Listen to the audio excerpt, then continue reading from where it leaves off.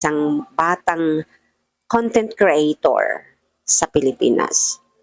Si Eman Atienza, 19 years old. Marami ang nalungkot, marami ang nagtaka. Bakit? Paano nangyari yan? Siyempre po, hindi natin lahat ng detalye alam, pero may natutunan tayo dito na mahalagang pag-usapan.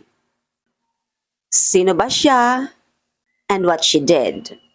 Si Eman ay influencer, mental health advocate. Gusto niyang maging boses para sa mga nakararamdam na hindi nakikita o marinig. She had a way of making people feel seen and heard, and she wasn't afraid to share her own journey with mental health.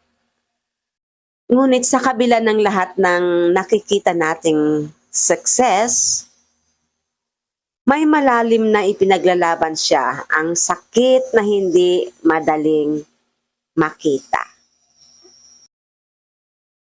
Marami ang hindi alam na si Eman po ay may mga naunang laban sa depression.